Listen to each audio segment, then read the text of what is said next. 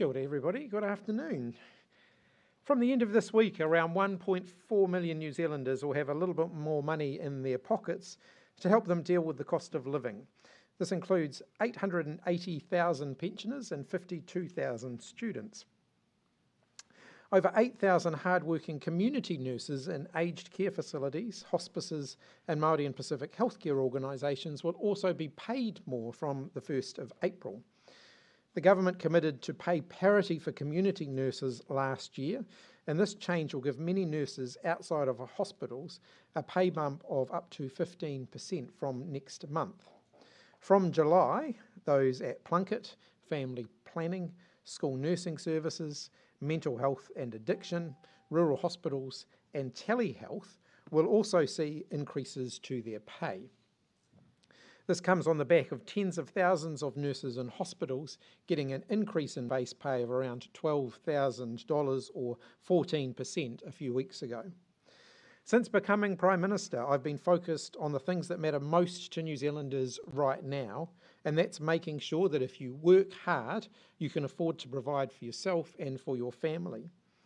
This government is increasing the amount people earn. From June 2017 to June 2022, the median wage has increased by nearly a quarter, 23.85%. This has meant that our pensioners have received more every year as well, because superannuation payments are linked to 2/3 of the average wage. This year, with higher inflation, payments have instead been matched to the CPI, which is higher, to make sure that people don't fall behind. This means that a couple on super will be better off by more than $100 every payday after the 1st of April. Students will also see a bump in their allowance and loan living costs, with single students under 24 without children getting over $20 a week more. From the 1st of April, our increases to the childcare subsidy also come in, covering more than 10,000 children, and meaning more than half of all New Zealand families with children will now be eligible for subsidised childcare assistance. As will the increases to the family tax credit and Best Start payments, which will help many Kiwi families. While these measures alone won't fix everything, and we still got more work to do to bring down inflation and the cost of living, they will make a difference. And right now, I know that every bit helps when it comes to making ends meet. I'm also able to confirm today that we'll be introducing legislation that will see 41,000 sole parents better off by around $20 a week. Last year, we committed to changing the rules so that child support payments would be passed on directly to families rather than collected and paid out through the benefit payments as they are currently. This was a recommendation made by the Welfare Expert Advisory Group, and we agree with it. These changes are estimated to support parents to lift up to 14,000 children out of poverty and make the system less discriminatory. It's the right thing to do, and it will give these sole parents a bit of extra cash each week to spend on their kids. It comes off the back of figures last week that show that despite the tough economic times that we are in, which would usually see child poverty rates climbing, we've instead seen no statistically significant change. Our children have not fallen backwards. It's a promising result, It's a promising result, but it shows that we still have further work to do. Rates of child poverty are lower than when we came into government, and we started measuring progress then. And there are further changes still to come, one of which I have just talked about today. Our focus is clearly on the issues that matter: growing wages, helping families to get ahead, and bread and butter issues like the cost of living. Now to the week ahead. Tomorrow I am here at Parliament. On Wednesday, I'll be spending the morning out in Trentham in the mighty Upper Hutt, where I'll be meeting with the police, and we'll be talking about the changes being made to their frontline and tactical training. I'll then be back in here for question time in the afternoon. On Thursday and Friday, I'm in Auckland at businesses and to talk about the cost of living. And on Saturday, I will be getting my flu and COVID-19 vaccinations and encouraging New Zealanders to do the same. Minister, Marvin Davidson made some comments over the weekend saying, "I know who causes violence in the world, it is cis white men." I understand Marama has subsequently issued a clarification. I think we do need to consider the context in which she made her remarks. She'd just been hit by a motorcycle and was basically being harassed by a right-wing conspiracy group as she went down the road. That's not a form of words that I would choose, and I understand from her statement it wasn't what she meant to say. Are you proud as Prime Minister of what unfolded at Albert Park on Saturday? I think all New Zealanders respect the right to free speech. They respect the right to disagree with each other. Nobody in these situations should ever resort to violence to convey the view that they are trying to put forward. I don't believe people should throw things at a protest, whether what they're throwing is a soup or a brick. Ultimately, the right to free speech does not extend to the right to physical violence, and so I would condemn that regardless of who's engaging in that type of activity. I think what we did. I think what we did. That those women were left to their own devices, and police who were nearby didn't move in to help them or protect them. I think what we did see over the weekend, though, was a significant number of New Zealanders exercising their right to free speech, doing so in a way that was respectful and that was about supporting other fellow New Zealanders. And I think that is something that we should celebrate. As I've said, I'll never support people who resort to violence. In terms of the police response, I think as we've well canvassed in this room over the last week or two, that's not something that ministers should give direction on. Those are ultimately questions for the police. Are you happy? Jessica. Prime Minister Marama Davidson is a minister. Do you have higher expectations of her comments than that? Like I said, she'd just been hit by a motorcycle. I don't expect perfection from people, and particularly not when they've just experienced a trauma like that. She subsequently clarified her words, and I accept the clarification that she has given. Have you spoken to her about it? I haven't spoken to her directly about the form of words that she used that came to light this morning. I did have a text conversation with her over the weekend when I discovered that she was at A&E. I didn't speak to her on the phone because I know, when you're sitting at A&E, a whole lot of phone calls isn't necessarily the thing that you want right at that moment, but I did have a conversation with her co-leader, James Shaw, who was in regular contact with her. In that conversation with James Shaw, did you express that it was what you wanted was for her to take back the comments or at least rephrase them? As I've indicated, the conversations we had weren't about those. Those came to light subsequent to those conversations that we had. I know through my office there have been conversations this morning with Marama in her office. The words that she chose were not the message that she was trying to convey, and she subsequently clarified that. Was it your office and your officials that asked her or her officials to come out with the statement and to use different language? I certainly think it's appropriate that she clarified the statement that she made and clarified the words and clarified what she meant. Well, as I've said, I wasn't, it was my office rather than me speaking to her directly, but I certainly, my expectation as Prime Minister would be when someone has said something which has been interpreted in a way that they had not intended, that they should clarify that as soon as possible. Has there been a reprimand or more a suggestion not to use that generalisation language in the future? Like, what's your message as Prime Minister? Well, I certainly don't think it was appropriate, but I think in the circumstances, I think some leeway should be given to someone saying something which on reflection they felt didn't convey what they were intending to convey. I think that's what's happened in these circumstances. Was that message given from your office before she released her statement? I almost certainly. Clear. Did you instruct Labour ministers not to attend those events? No. Did any of them go? I'm not sure. So, can we just clarify, your officials asked Marama Davidson's officials to walk back the comments. That's what happened. I asked, through my office, made it clear to her that I think it would be beneficial if she was able to clarify what it was she was intending to say, because my understanding was that when it came to my attention, my understanding is that it had already been conveyed to me and to my office that the words that she had used were not what she was intending to say. Well, did you expect an apology for not upholding ministerial standards?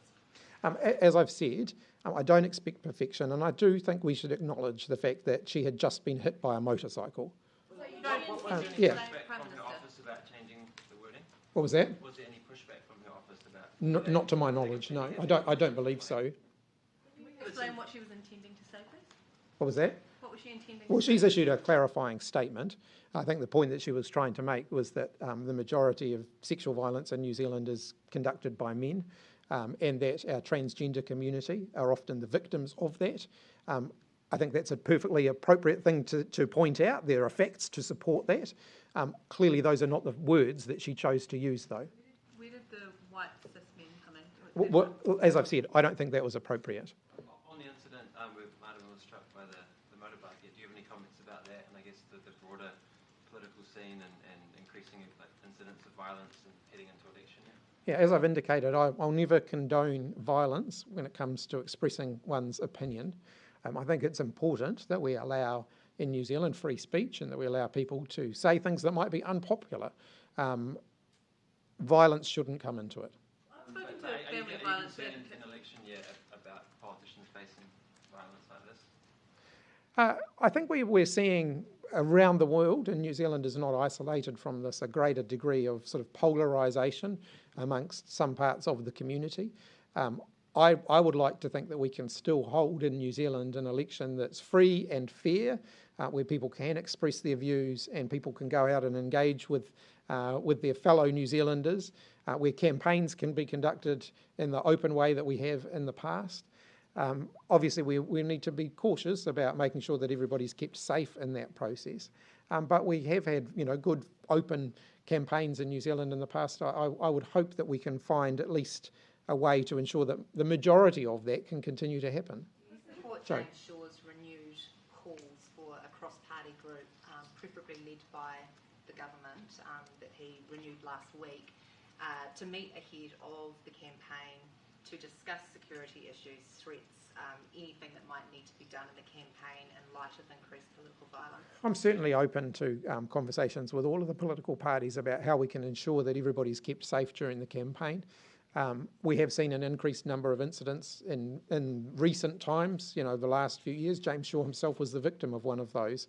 And I don't think any one of us should find that acceptable. So I'm certainly open to those conversations.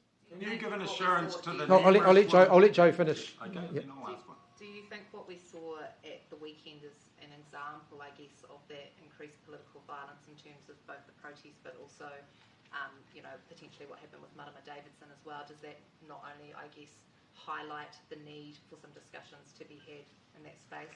I don't want to make a comment on the specific incident because my understanding is that that now sits with the police and they'll be investigating. Video footage has been sent to them. And again, as we've canvassed in the last few weeks, it wouldn't be appropriate for me to comment on that specific incident. But overall, I think it's important here in New Zealand that we try and conduct our politics in a way that does allow people to get out there and engage and talk to one another in a way that's safe and that's respectful. Can you give a general assurance to Posie Parker and to Marama Davidson and to all the other women assaulted in Albert Park on Saturday that given the huge amount of video evidence that police will investigate and prosecute whomever is responsible for any assault that day? Those decisions are matters for the Commissioner of Police. I'd like to think that they will, Prime Minister. Those are decisions for the Commissioner of Police. One last question back on that topic. You've had security and intelligence officials both in the meeting that you were in this morning and in documents talk about individuals and groups in New Zealand with extreme views or almost certainly continue to espouse violent rhetoric targeting elected officials and those seeking election, and that will almost certainly increase during election.